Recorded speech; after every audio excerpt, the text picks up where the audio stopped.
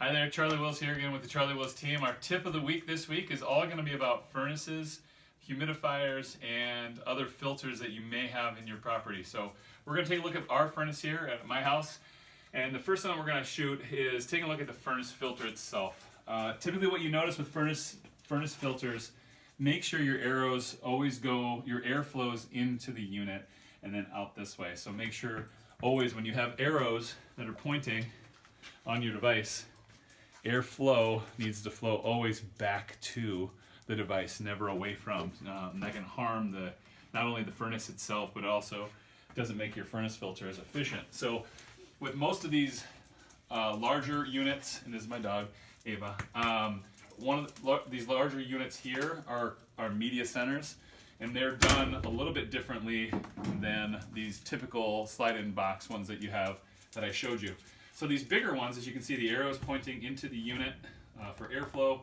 These bigger ones can be taken out, and these run between 3 and 6 months. They do say up to a year. I wouldn't run them a year. 3 to 6 months. See how much you're running your furnace, how many people live in your property, how many dogs or pets that you have, because they'll fill up differently.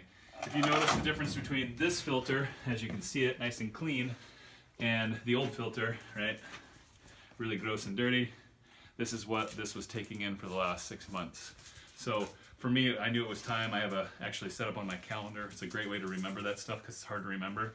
But this is how we remember that, is by putting those in. And then a lot of these boxed units are kept separated by combs. And so these combs have to be very evenly spaced. The manufacturer makes these boxes so it's really easy to get in and out. Usually what you do is you snap these heads back.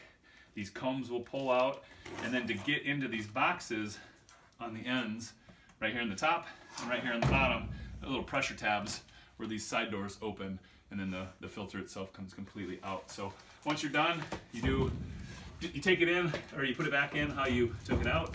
So for this unit in particular, sits on those grooves, the groove channel here. Push that bad boy in, and then you put the door back on where it exists. So, and once that door is snapped into place, your unit will function properly. So there you go for the furnace filter.